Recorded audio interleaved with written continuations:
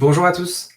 Merci à tous d'être présents aujourd'hui pour aborder un sujet bien souvent tabou, mais qui déchaîne les passions de nombreux directeurs commerciaux, directeurs financiers, sales ops et commerciaux. C'est la rémunération variable des sales. Et la preuve, c'est que vous êtes près de 500 à vous être inscrits aujourd'hui. Je m'appelle Antoine Faure, je suis le CEO et cofondateur de Cobra. Et en 2 mots, Cobra, c'est un logiciel de gestion des commissions des commerciaux qui permet de faire gagner du temps à ceux qui s'occupent du calcul, réduire les erreurs qui génèrent des réclamations et surtout de donner de la visibilité aux commerciaux sur leurs variables, puisque c'est un élément essentiel de leur motivation. Et aujourd'hui, je suis accompagné de 3 invités exceptionnels. Il y a Guillaume Testelin, qui est Gross Operations Director chez Payfit, qui a travaillé près de 5 ans en Sales, Finance and Operations chez Apple. Il y a Pierre-Gaël Pasquiou, c'est le Head of Global Business de Welcome to the Jungle, et c'est ni plus ni moins l'outil RH et finance le plus utilisé des startups françaises. Et il y a Clément Bouillot, qui est le CFO de Partout, cofondateur du réseau Business Operations Network, que j'invite tous les sales ops à rejoindre pour se partager les bonnes pratiques. Donc l'idée de ce webinaire, c'est d'être le plus interactif possible, et on a choisi de ne pas faire d'ennui en PowerPoint pour faire la part belle au retour d'expérience de nos invités. Donc Guillaume, Pierre-Gaël et Clément, dans cet ordre, vont intervenir tour à tour pendant une dizaine de minutes chacun, et on prendra peut-être une question à la fin de chacune de l'intervention, mais on garde surtout la grande partie des questions pour la fin après les 30 minutes. Mais n'hésitez pas à poser les questions que vous avez au fur et à mesure dans la section questions sur la droite. Voilà. Et pour finir, il y aura bien évidemment un enregistrement pour toutes celles et ceux qui seraient amenés à nous quitter en cours d'événement. Donc, place au premier intervenant, Guillaume Testelin de Payfit, que j'invite à me rejoindre sur scène. Salut Antoine, ça va? Salut Guillaume, très bien et toi? Ouais. Merci de nous rejoindre aujourd'hui. Donc toi, tu es Gross Operations Director chez Payfit, et aujourd'hui, on va parler de vos sales, closers et de vos SDR. Donc, les SDR, c'est les commerciaux qui font de la prospection.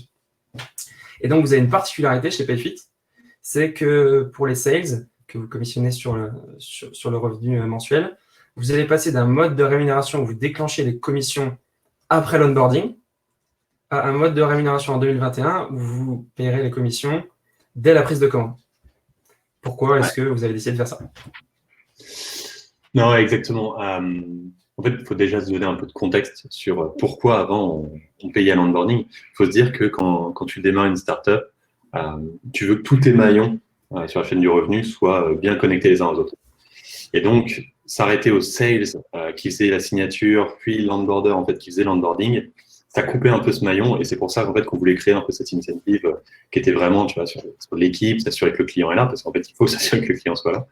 Et donc ça, c'était la raison pour laquelle au début on était sur de la commission sur l'onboarding, qui était ultra importante. Là maintenant, on est vraiment dans une boîte, tu vois, qui a scalé, on arrive à une centaine de sales, on connaît nos metrics, ça commence à plutôt bien tourner, on a une équipe d'onboarder qui est plutôt bien gérée. Donc en fait, on sait gérer ce passage du signé à l'onboarding, et on avait vraiment cette volonté de passer au signé. Pourquoi le signé? Parce qu'en fait, le signé, c'est quelque chose qui est ultra actionnable. En fait, il faut se mettre vraiment dans la psychologie du sales. En fait, t'es sales, tu signes ton contrat, tu n'as pas envie d'attendre 3 mois, 6 mois pour avoir ta commission. Non, en fait, tu signes, tu as envie de cash in et de passer au prochain contrat. Et c'est comme ça que tu veux faire, tu veux tout le temps dérouler. Donc, c'est ça qui est assez important. Et ouais, c'était vraiment la volonté derrière de passer sur du signé. En fait, le signé, ça te permet d'être beaucoup plus véloce et actionnable en fait auprès de tes sales. Toujours avec la possibilité de faire une reprise de commission si l'onboarding échoue. Oui, on est. Ça, c'est le côté ops qui parle, mais bien sûr, on a confiance en nos onboarders et en la qualité des deals que nos sales. Et donc, vos sales, ils ont des commissions qui touchent tous les mois, mais leurs objectifs sont trimestriels, c'est ça? Ouais, exactement. Donc ça va être le nouveau modèle. C'est un modèle où en fait, tu as une target sur le quarter, mais tu veux commissionner sur le mois. C'est ça, parce que tu te dis que les targets, elles font plus de sens sur le quarter parce qu'il y a un plus gros volume, et donc c'est plus pertinent de dire c'est ça l'objectif, alors que sur le mois, ce serait un peu trop volatile. Mais tu as envie que les commerciaux, ils touchent une prime tous les mois parce que ça génère de la motivation et donc de la performance. Ouais, exactement. C'est vraiment cette idée-là, quoi. Tu as l'idée du lissage, en fait, tu as des saisonnalités que toi, tu peux pas gérer. En vrai, on fait des calculs, tu vois, avec des modèles, des Excel ou d'autres outils. Mais en fait, tu as tout le contexte macroéconomique derrière qui joue. En fait, tu n'as pas envie qu'un sales se prenne la tête sur un mois en se disant ah mais en fait ma target elle est trop haute, je ne pourrais jamais l'atteindre. En fait, c'est ce contexte-là qui fait que en fait, tu lui donnes un range sur le quarter. Tu lui dis tu seras payé au mois. Toi, tu te débrouilles pour en fait apporter toute la partie dashboarding, incentive, visualisation en fait pour eux, pour qu'ils puissent aussi quand même se monitorer au mois, mais en fait aussi à la semaine et au jour. Et comme ça, en fait, ils sont toujours en track. C'est un peu comme si, tu vois, faut un peu se voir comme un athlète, tu vois. Tu t'entraînes tous les jours, tu suis ta performance, et en fait, à la fin du mois, tu as gagné les JO. Par exemple, tu as gagné les JO. C'est ça, avec le suivi qui est important. Ok, donc ça, c'est pour les sales. Et concernant les SDR, donc vous avez un système de rémunération qui est basé à la fois sur les démos qui sont effectuées par les SDR, mais aussi sur le revenu réel après le closing. L'idée, c'est de dire que eh bien, les démos, c'est un univers assez proche, donc motivant, et le closing, c'est aussi quelque chose qui est l'objectif final de l'entreprise, c'est ça? Ouais, en gros tu as deux choses. J'avais passé quelques interviews avec des SDR qui m'avaient fait ce retour, en fait, qui m'avait un peu explosé aux yeux, qui était de se dire, il m'avait dit, mais Guillaume, tu penses vraiment qu'on vient chez Payfit pour devenir SDR? Non, en fait, un SDR, il veut devenir à eux. En vrai, d'un coup, tu te dis, oh putain, j'ai viens d'apprendre quelque chose. Et ce jour-là, tu te dis, OK, donc en fait, il faut, tu vois, connecter le SDR à l'AE. D'où, en fait, l'idée de ce take rate ou de cette commission sur le signé. Parce que en fait, ça va le projeter dans cette dimension d'AE. Ça va aussi l'incentiver à donner de la qualité sur la démo qui va faire tomber. Ça va, c'est ultra bénéfice. Ils vont commencer à creuser, à aller poser des questions aux AE, ils vont suivre leur deal parce que ça va les intéresser. En fait, tu vas lier tes équipes, donc ça, c'est ultra puissant. Et après, la question d'incentiver par la démo, c'est en fait c'est toujours la même chose. Il faut se rapprocher le plus proche du terrain. Il faut être ultra actionnable. Un SDR, il se lève le matin et se dit combien de démos je vais poser. Et c'est là-dessus en fait que tu veux le récompenser. Ok, donc les démos, c'est parce qu'il y a l'immédiateté de la prime. Mais si tu incentives que sur les démos, alors tu vas peut-être avoir trop de démos qui ne convertissent pas. Et c'est pour ça que tu mets en place un KPI de revenu. Et donc, quel poids est-ce que tu donnes à chacun de ces KPI? Je pense, en fait, il faut toujours, ça c'est les ordres de grandeur, mais ce qui est actionnable, il faut toujours que ça soit dans les 60%, tu vois, au moins 60% ou plus. En fait, le KPI qui est actionnable, qui est fort pour toi, celui sur lequel tu peux vraiment agir, il faut que ça dépasse les 60%. Tu vois. Donc voilà, tu auras un truc 60-40, 70-30. Après, en fait, il ne faut jamais trop qu'un de tes leviers de compensation plan soit en dessous des 10-15%, parce qu'en fait, ça devient, en fait, tu te mets à empiler des éléments. Toi, en tant que SDR ou AE, tu sais pas trop, en fait, ce sur quoi tu peux agir. Et donc, c'est pas, toi, limite, tu as envie de travailler sur l'actionnable et le truc qui est à 10%, tu te dis, bon, de toute façon, je l'ai pas, c'est pas très grave. Tu vois. Donc là, le 70-30, c'est un bon équilibre puisque chacun des deux KPI compte, mais il y en a un qui est prépondérant. Ouais, c'est ça. Okay. Et est-ce que tu pourrais me parler des mécanismes de rémunération des top performers? Je pense notamment aux accélérateurs quand on dépasse son objectif. Ouais, complètement. Il y a un autre truc aussi. Hein. En fait, tu as envie de… À chaque fois que tu poses une démo, à chaque fois que tu signes un nouveau contrat, tu as envie de valoriser le prochain un petit peu plus que l'autre. Et donc, tu as plein d'idées derrière ça. Tu vois. Alors, en fait, c'est ça, ces questions d'accélérateur. Tu peux en mettre à tous les niveaux, tu peux en mettre en dessous de 100%, tu peux être à 100%, ça peut être des accélérateurs linéaires. Tu peux mettre des trucs où tu fais x2, puis x3, puis x4. Ce qui est important, en fait, c'est toujours de valoriser la prochaine étape. Donc, en fait, tu auras tendance à mettre sur de l'overperformance, mais même en fait, en dessous de 100% de ta target, tu peux aussi avoir des accélérateurs. Ouais. Chez nous, on est en train de passer sur un modèle qui est quand même assez simple, parce qu'en fait, tu veux de la lisibilité. Et donc, ça sera sur l'overperformance au-dessus des 100%, et après, tu as certains accélérateurs pour certains paliers. Super. Merci Guillaume. Je vais prendre une question qu'il y a eu là de Florent. Donc c'est: vos sales font-ils de la chasse en propre ou ils récupèrent uniquement des leads des SDR? La théorie voudrait que tes SDR en fait soient la machine du pipe des sales. fait, c'est le but du SDR. Donc, en vrai, c'est l'idée de la spécialisation. Donc, normalement, tu devrais avoir ça. Là, dans le contexte du Covid, tu vois, on a eu des frises de recrutement, etc. En fait, on s'est retrouvé avec pas mal de SDR qui évoluaient en AE parce que ils étaient bons. Et donc, on a eu pas mal d'AE versus les SDR. Donc, en fait, ils se sont mis aussi à chasser. Mais ça, c'est plus, tu vois, c'est tactique, c'est temporaire. L'idée, c'est quand même d'avoir les SDR qui font le pipe, les AE qui font le closing, et ça avance. Ok, top. Et alors, dernière petite question, parce que j'ai pas vu le système de upvote. Une question de Jamil qui dit est-ce que tu verses des primes à chaque signature, indépendamment des objectifs? J'imagine que. Est-ce que tu. Non, tu verses des primes à chaque signature, indépendamment de l'objectif. Non, en fait, tu attends bien la fin du mois et les 2 premiers mois du trimestre, ce n'est que on va dire, des avances d'une commission qui sera régularisée à la fin du trimestre. Oui, ouais, c'est pas un. Il y a pas de système de tu signes, ça arrive directement dans le compte en banque. Non, on est encore. On y arrivera peut-être un jour. Hein. On y arrivera peut-être un jour, mais pour l'instant, c'est tous les mois. On a l'équipe opérationnelle qui s'occupe justement des bonus. Super. Eh ben, merci beaucoup, Guillaume. On va enchaîner avec Pierre-Gaël de Welcome to Jungle et tu pourras venir pour la partie questions à partir des 17h30. Ça marche. À tout, Antoine. À toutes. Pierre-Gaël est en train d'arriver. Donc, c'est le Head of Global Business de Welcome to Jungle. Bonjour, Pierre-Gaël. Salut Antoine. Bonjour à tous. Merci d'être avec nous. Donc, aujourd'hui, on va parler de vos sales closers, mais aussi des account managers. Et vous avez une particularité chez Welcome to Jungle, c'est que vos sales, ils ont un bonus d'équipe significatif. Est-ce que tu peux en parler un peu? Ouais, effectivement, significatif du coup pour donner le pourcentage, c'est 50%. Du coup, la moitié du variable est indexée sur les résultats d'équipe. C'est en fait, je pense que c'est beaucoup lié aussi à la philosophie de ce qu'on voulait donner en fait à l'équipe business. La première raison, en fait, elle est vraiment de chercher à construire un alignement, en fait, entre l'enjeu de la boîte et les rémunérations variables.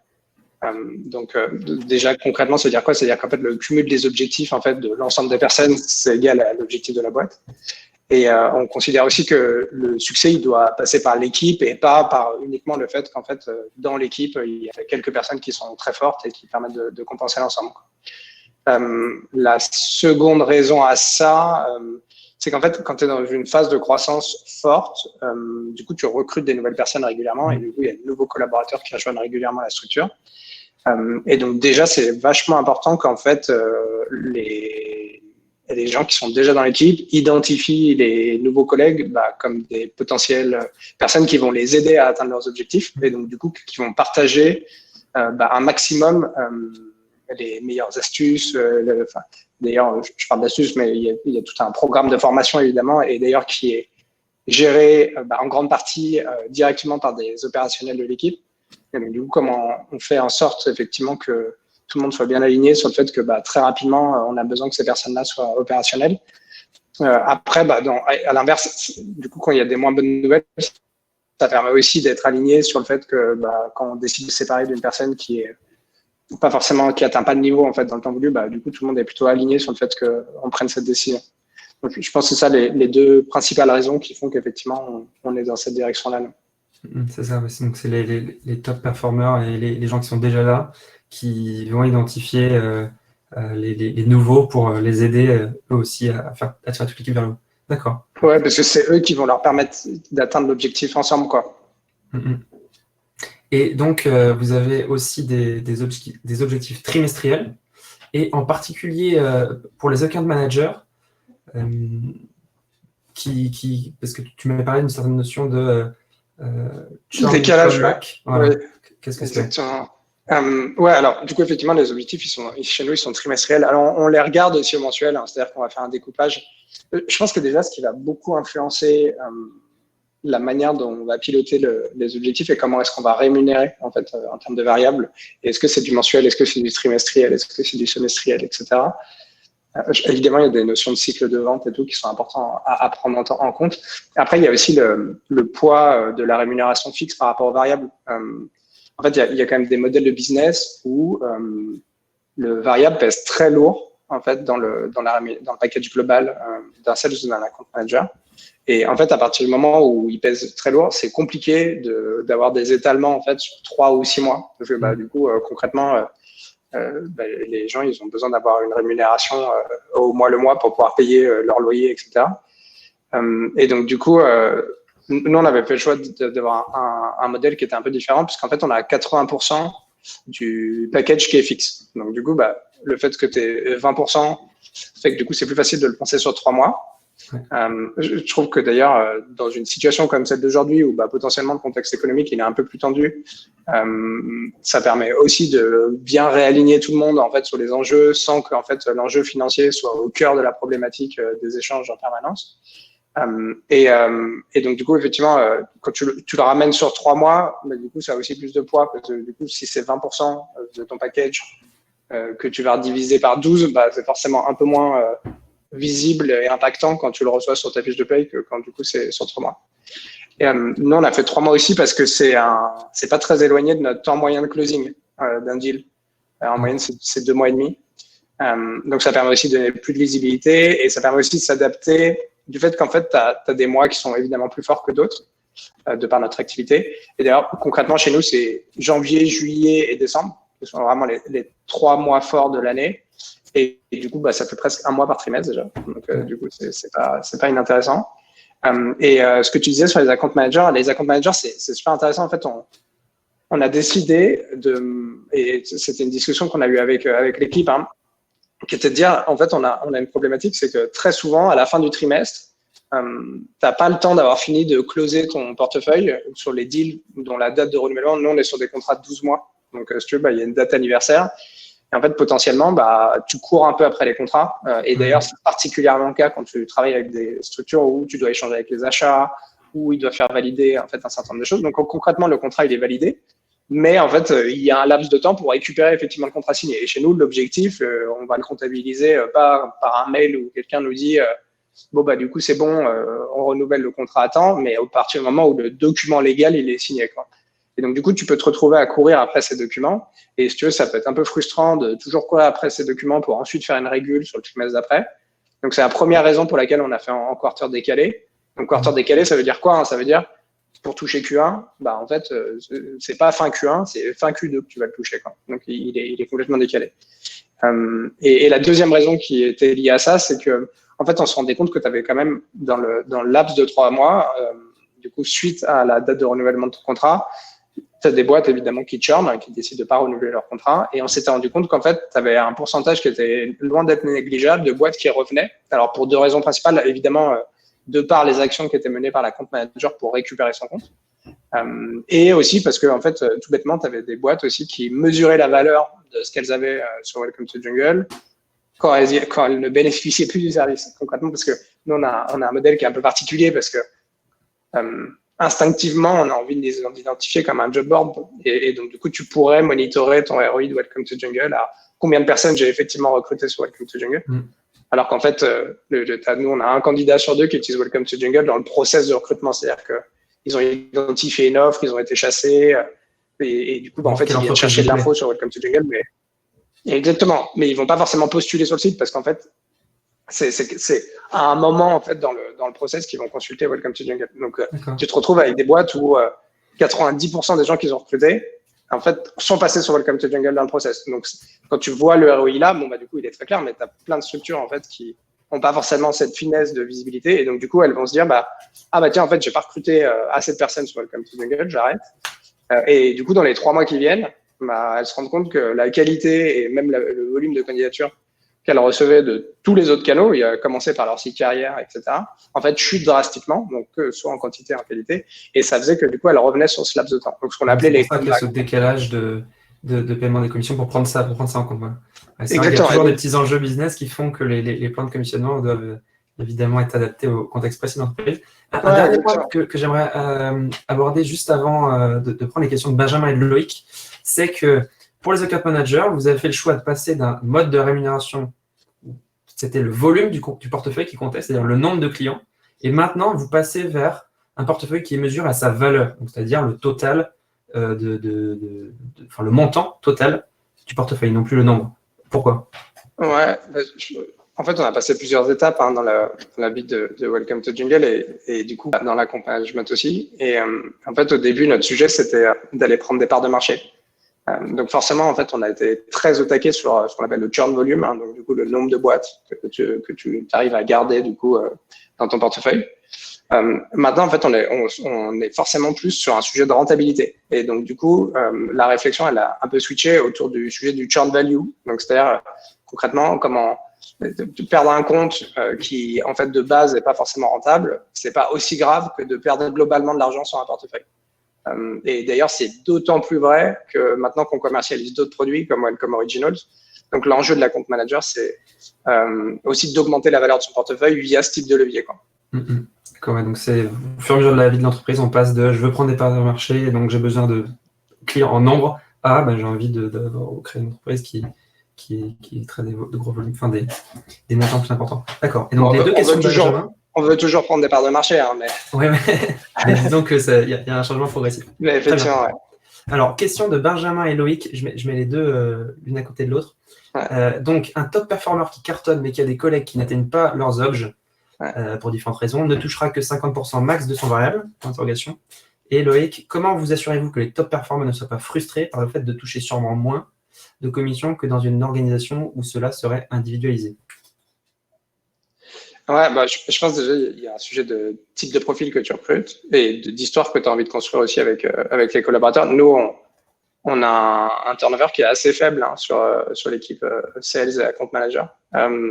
Et donc, alors oui, tu peux avoir ce type de frustration.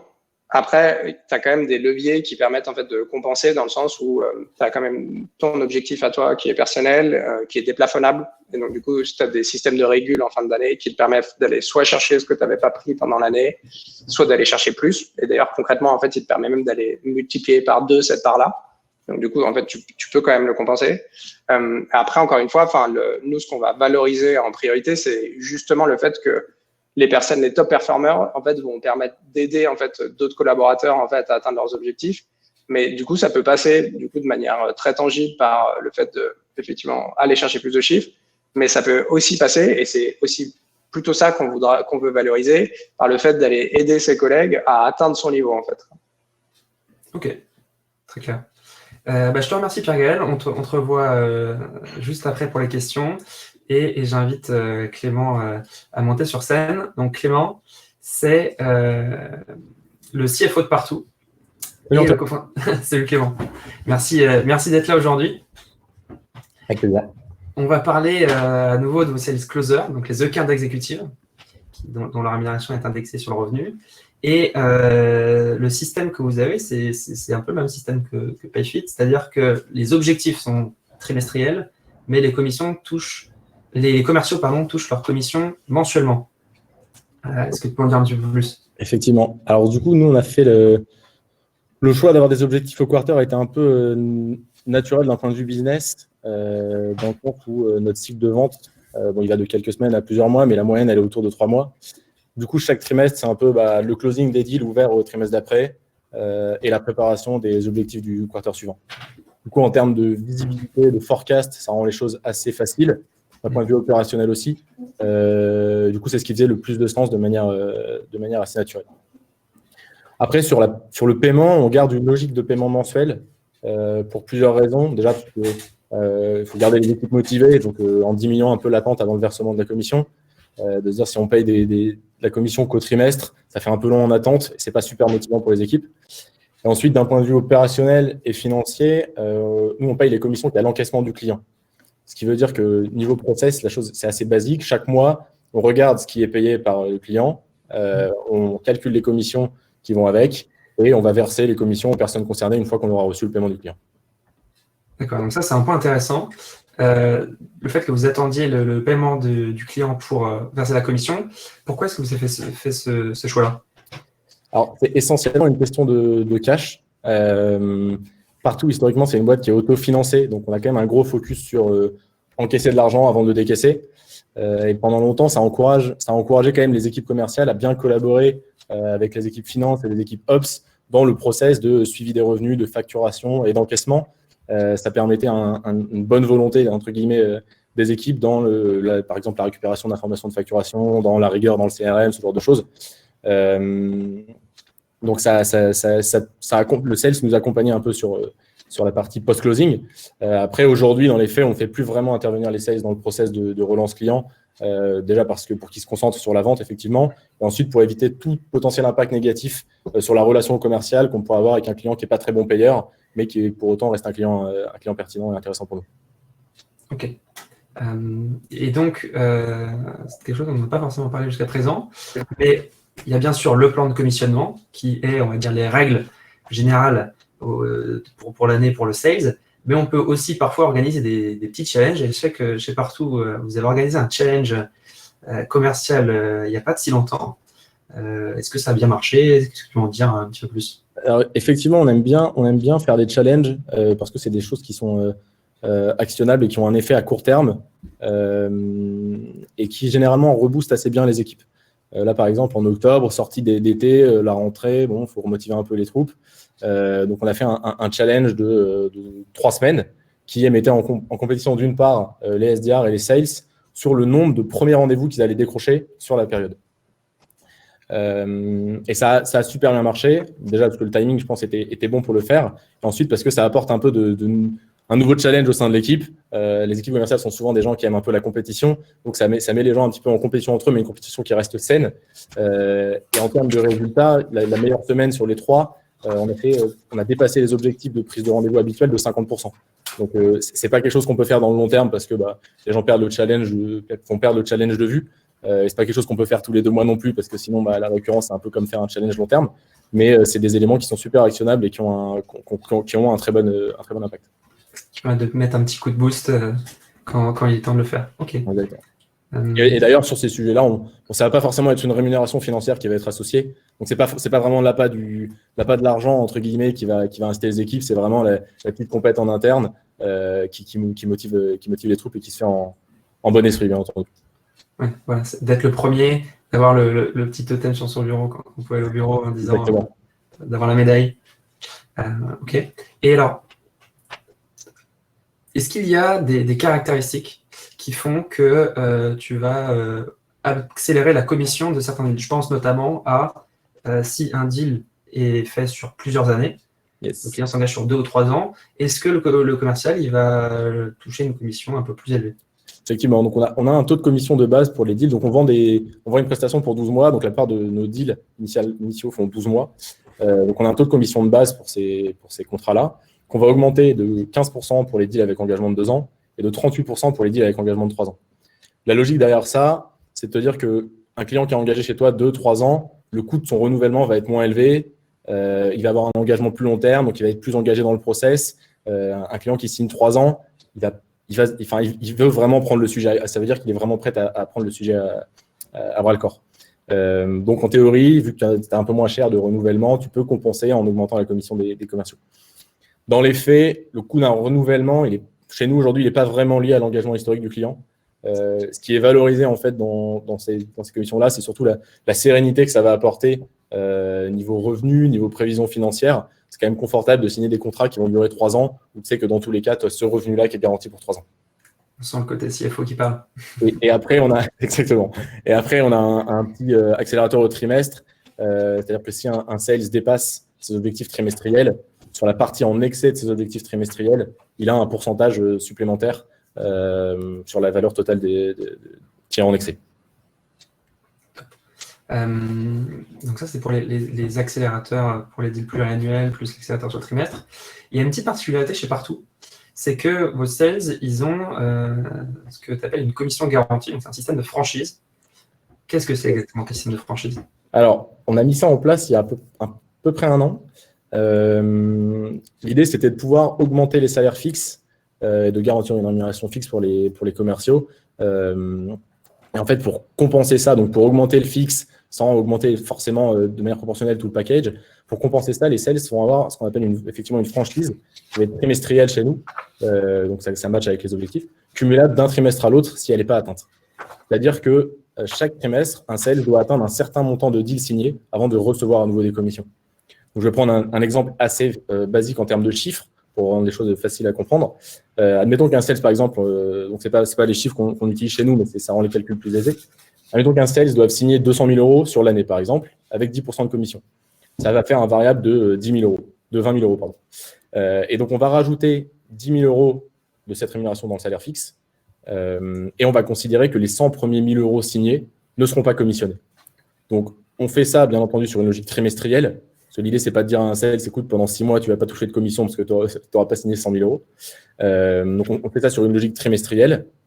Du coup, par exemple, dans mon exemple, un sales, il doit avoir signé 25 000 euros dans son trimestre avant de pouvoir toucher de la commission à nouveau. Et s'il n'atteint pas ces 25 000 euros, on les reporte sur le trimestre suivant. Ok. Alors, petite question de Alexandre, ensuite on va revenir à Guillaume et Pierre-Gaël pour les questions finales. Sa question, c'est comment se passe le tracking pour payer les sales? Je pense qu'il fait référence au fait que vous ne payez les commissions qu'au moment où le client effectivement fait le paiement. En fait, l'idée, c'est de se dire, aujourd'hui, c'est à la main, grosso modo, parce qu'on n'a pas... on a un volume de clients, un volume de factures qui fait que les encaissements sont relativement faciles à suivre. Et donc, tous les mois, la finance prévient les ops et dit, voilà tous les paiements qu'on a reçus ce mois-ci. Et on fait matcher le paiement avec le deal qui a été signé et on a la com qui résulte. Et après, on communique ça au RH pour que ce soit rajouté sur la paie. Super. Eh bien, on va pouvoir faire revenir Guillaume et Pierre-Gaël. Merci Clément. En même temps que toi pour les questions finales. Ouais, Guillaume. Donc là, pour tous tous les gens qui assistent au webinaire, c'est le moment pour poser vos questions. Le temps que vous les écriviez, je souhaitais vous dire que si vous voulez avoir un peu plus de détails sur le processus de définition d'un plan de commissionnement, parce que c'est vrai qu'on a abordé pas mal de sujets en 30 minutes, mais on est loin de tout avoir abordé, je peux vous inviter à écouter un podcast, le dernier podcast que j'ai enregistré avec Alexandre Vauquier qui s'appelle « Les héros de la vente ». Et si vous tapez héros de la vente sur Google ou Apple Podcast, vous devrez trouver. Donc c'est une 50aine de minutes sur les différentes étapes pour créer son plan de commissionnement. Donc maintenant, place aux questions. Il y a une question de Maxime qui vous demande comment faites-vous en période de Covid? Est-ce que les objectifs sont revus à la baisse? Et comment est-ce que vous calculez tout ça? Vous voulez que je prenne la question? Allez, je t'en prie. Ouais, non, en gros, là, en période de Covid, je pense qu'il y a eu plusieurs étapes. Le premier confinement, ça a été un peu dark days pour tout le monde. Tout était fermé, l'activité s'est arrêtée. Ça a été vraiment compliqué. Ce qui s'est passé, en fait, c'est qu'il a fallu quasiment stopper la partie commission sur certains mois. En fait, repartir et en même temps, on s'est réinventé, en fait, sur certains sujets, tu vois. Donc, très rapidement, on s'est adapté, j'ai envie de dire. On s'est adapté, il y a eu une période tampon où on a dit, OK, ça, les bonus, allez, on les fait passer à un certain niveau.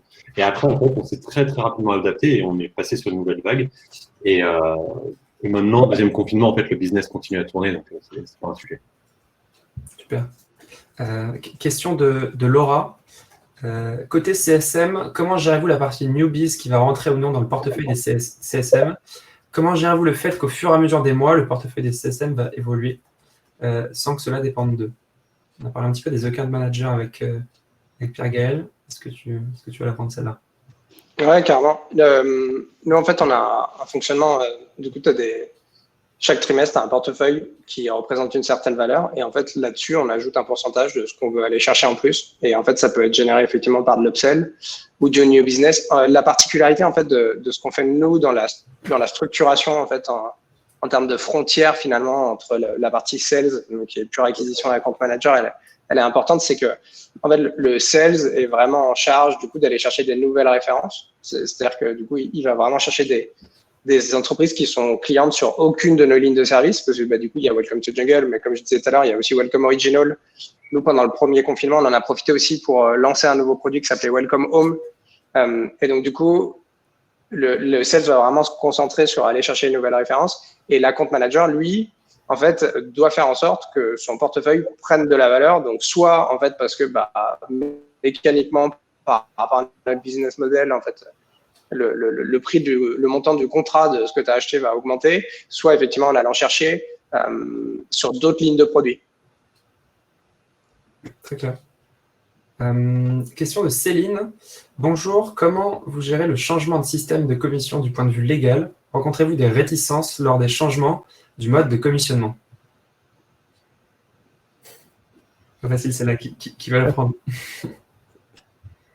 Alors je vais reprendre une partie. La partie légale, effectivement, c'est pas, moi je l'ai pas forcément dans mon scope aujourd'hui. Donc on fait pas. Je ne saurais pas donner une réponse précise sur cette question-là. Après, pour le coup, la réception du plan de commissionnement, généralement, déjà, c'est présenté aux équipes en amont, avant que ce soit effectif. C'est pas en mode le mois prochain ça change et boum. C'est voilà le plan qu'on a en tête. Voilà pourquoi on veut passer à ce plan-là. Et après, on s'autorise effectivement à prendre des feedbacks des différentes équipes. Mais c'est pas non plus un vote démocratique pour faire changer les grilles. C'est vraiment pour dire on va faire comprendre qu'on écoute les équipes et effectivement potentiellement prendre de bonnes insights qu'on n'aurait pas pris dans la redéfinition du plan. Ouais, après, sur le sujet légal, si je peux me permettre de compléter, en fait, déjà, tout est question de définition de ce que tu as mis dans le contrat. Et d'ailleurs, je pense que c'est aussi ça, c'est à quel point tu as été exhaustif sur ton contrat sur ce sujet-là. Parce qu'en fait, si tu continues à respecter en fait ce que tu avais indiqué, parce que ce sont les grandes lignes que tu as indiquées, en fait, du coup, il n'y a pas de complications légales. Par contre, effectivement, si ça chamboule les choses que tu as déjà écrites, ça implique un avenant à un contrat. C'est légalement obligatoire. Après, sur le fait que ce soit des discussions compliquées, en fait, ça dépend ce que tu cherches à faire. Nous, dans le modèle, quand on fait des changements, l'objectif, c'est d'apporter plus de performance. Et donc, normalement, en fait, c'est censé être plus bénéfique pour les équipes. S'il s'avère que c'est pas le cas et qu'en fait, le mécanisme fonctionne pas, c'est que de toute façon, on n'a pas pris la bonne décision pour aller dans ce sens-là. Donc, il y a aussi un sujet de confiance. Nous, on a de la chance parce que, comme je disais tout à l'heure, on a un turnover qui est très faible. Et donc, les gens savent qu'à chaque fois qu'on a changé de modèle et qu'on l'a fait évoluer, en fait, c'était pour le bien de la société dans son modèle et dans l'atteinte de l'objectif. Et que du coup, eux étaient aussi mieux rétribués là-dedans, quoi. Donc, c'est aussi ça qui est important d'avoir en tête dans ce type de décision, quoi. Et effectivement, par contre, si le choix, il est de trouver un moyen pour gratter sur les variables, pour rechercher sur la rentabilité, voilà, bon courage, quoi. Mais je rebondirai juste sur ton commentaire, Pierre-Gaël. En fait, un plan de commissionnement qui a du sens, qui est bon pour la boîte, en fait, ça s'explique. En fait, à partir du moment où tu l'expliques de manière assez claire à ton équipe sales, en fait, c'est une conversation intelligente et donc l'équipe va te suivre.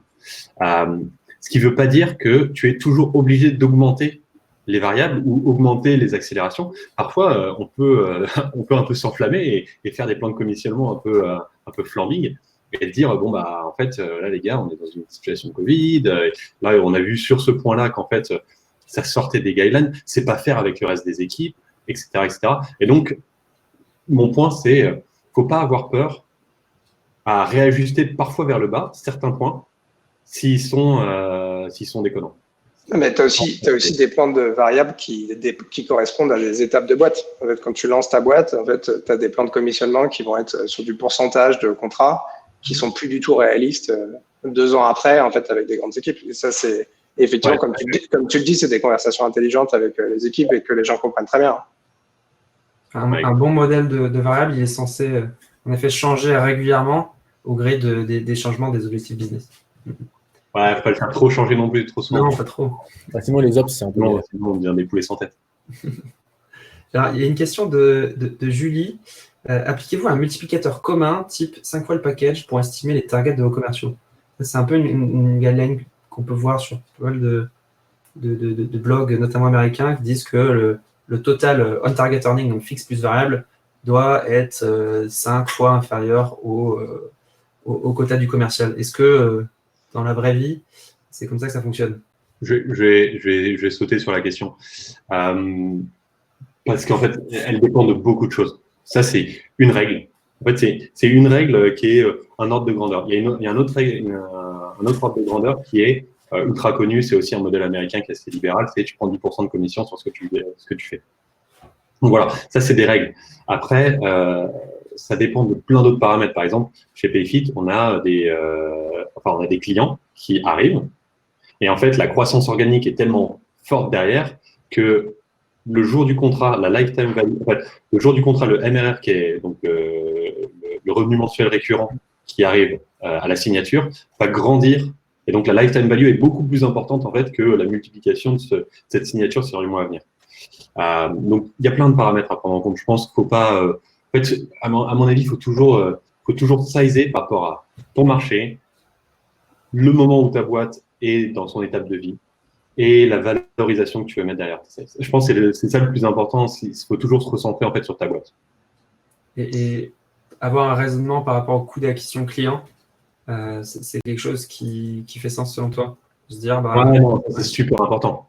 En fait, tu as des logiques de payback que tu dois prendre en compte, ça c'est sûr et certain. Enfin, surtout, tu sais, dans des systèmes de SaaS, c'est obligatoire. C'est un peu, tu vois, quand on a des conversations avec finance, c'est un peu la barre qu'on n'a pas le droit de dépasser. En fait, on a une target de payback. Si on est en dessous, on peut, entre guillemets, s'amuser, changer, faire des choses.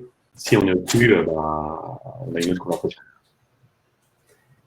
Alors, il reste peut-être 2 questions. Une qui a été pas mal votée. Avez-vous déjà imaginé un modèle sans variable, full fixe, ou uniquement du variable non financier, avantage, layoff, side project, etc. Moi, la réponse chez nous, c'est non. Non, effectivement, on n'a jamais envisagé ça du tout. On sait qu'il y a quelques boîtes qui le font. Quelques, je pense que on peut les compter sur les doigts d'une main. Mais non, nous, on l'a pas envisagé et on a encore un mindset le mindset des gens est différent entre les commerciaux et les autres personnes dans l'entreprise, dans leur quotidien, dans la façon dont ils gèrent leurs activités. Et pour l'instant, c'est quelque chose qui reste pertinent dans notre business. Donc, faire bouger les lignes pour changer le modèle et dire on fait différemment, alors que ça n'aurait pas forcément de pertinence au niveau business, on laisse faire les autres pour l'instant. Et alors, autre question, si quelqu'un voulait rebondir là-dessus. L'autre question, c'est comment est-ce que le churn impacte le variable? Sachant qu'il peut y avoir 2 volets de cette question. La première, c'est pour les account exécutifs donc, qui font du closing. Si le client churn, qu'est-ce qui se passe pour la commission qui a déjà été versée? Et le deuxième volet, alors on en a un petit peu déjà parlé, mais c'est toute la partie account manager. Et j'imagine que dans la plupart des entreprises, un churn pour un account manager, c'est comme une réduction de la taille de son portefeuille. C'est comme ça qu'il doit être traité. Mais sur les churn post-signature pour un account exécutif, où est la barrière? Est-ce qu'on attend 4 mois pour vérifier si le client a churné avant? Est-ce qu'on attend plus? Est-ce qu'on attend moins? Non, on avait une problématique qui était sur l'onboarding, où en fait, on se rendait compte que potentiellement, si tu avais des ventes qui avaient peut-être été un peu brusquées et qui étaient perdues au moment de l'onboarding. Et donc, concrètement, l'onboarding sur Welcome to Jungle, c'est l'organisation du tournage, la création du profil, etc. Et du coup, pour pouvoir rendre ce truc plus sain quand même, parce que nous, pour le coup, on rémunère au booking, donc c'est à la signature, c'est pas au paiement, parce que, sinon, en fait, le truc est beaucoup trop loin, quoi. Et du coup, on le recalcule sur les régules de fin d'année. C'est-à-dire que du coup, ton déplafonnement, alors tu peux pas être pénalisé, c'est-à-dire que tu peux pas perdre en fait de l'argent. Par contre, sur ta régule à la hausse, en fait, ce truc-là peut être retiré en fait de ce que tu aurais pu aller chercher en plus, quoi. Sur ce sujet, il y a un point de vue qui est intéressant aussi, c'est celui du VP Sales de HubSpot. En fait, il explique qu'ils sont passés par plusieurs stades. Et donc, c'est ce qu'on disait, que le plan de commissionnement change avec les différents stades de développement de l'entreprise. Et après une première phase où ils devaient aller chercher beaucoup de clients, ils sont arrivés dans une deuxième phase où ils se rendaient compte qu'ils avaient besoin que les clients ils restent beaucoup plus longtemps clients, parce qu'ils avaient un taux de churn trop élevé. Et d'ailleurs, c'est quelque chose qui aussi arrive à Salesforce, qui avait un taux de churn assez délirant à une certaine partie, à un certain moment de leur développement. Et ce qu'il a mis en place, le VP Sales de HubSpot, c'est que les commissions, si le client churnait dans les 4 mois, allaient être prises. Et pourquoi ils ont fixé 4 mois? En fait, je pense qu'il faut toujours se repencher sur sa data et se dire c'est quoi un peu la barrière à partir de laquelle je sais que c'est vraiment pas bon pour nous ou quel est le temps minimum à partir duquel je sais que le client il va généralement rester client. Et pour eux, c'était 4 mois. Et je pense que c'est un peu aussi ce genre de réflexion qu'il faut avoir, c'est de se dire si je me penche sur ma data, à partir de quand est-ce que mon client, j'arrête de les perdre? Et si pour vous c'est 4 mois, alors vous pouvez vous dire je prends la commission si le client churn dans les 4 mois et sinon j'attends après. Après, c'est ce que disait Guillaume, en fait, ça dépend beaucoup du modèle de base. En fait, quand tu es sur du SaaS mensuel, typiquement, ce raisonnement, il tient complètement. Mais dès lors qu'en fait, tu es sur des contrats de 12 mois, tu vois, la responsabilité du churn, en fait, elle est plus dans les mains du sales. Le sujet, c'est comment se dérouler la relation pendant 12 mois avec le client, quoi. Ouais, je pense, tu sais, pour rebondir là-dessus, en fait, ce qu'il faut se dire, une fois de plus, faut toujours aller sur de l'actionnable. Et te dire, quelle est la mission que je donne aux sales? Est-ce que ta mission, c'est d'acquérir du nouveau business? Et donc, en fait, soit une fois que l'onboarding est bien fait et que le client est à la maison, eh ben, c'est parfait, on peut le payer. Ou est-ce que ta mission, en fait, ça allait faire de l'upsell, faire de la rétention, du travail de nurturing, etc., plus de l'account management. Et donc là, tu as envie de le commissionner là-dessus. Donc, en fait, une fois de plus, je pense que c'est toujours une idée de se dire, on se rapproche du terrain, on regarde en fait la mission qu'on donne aux sales et on les commissionne là-dessus. Il faut que ce soit simple. Ça me paraît être un très bon mot de la fin. Merci à tous les trois, Clément, Guillaume, Pierre, Gaël. Merci à tout le monde qui a regardé ce webinaire. Il y a évidemment des questions qui ont été oubliées, mais donc pour toutes les questions auxquelles on n'aurait pas forcément répondu, n'hésitez pas à m'envoyer un mail à antoine@cobra.co, Cobra avec un Q, et je me ferai un plaisir de répondre à toutes vos questions. Voilà, donc je remercie tout le monde et à très vite. Merci Antoine. Merci beaucoup. Bonne soirée. Merci, bonne soirée.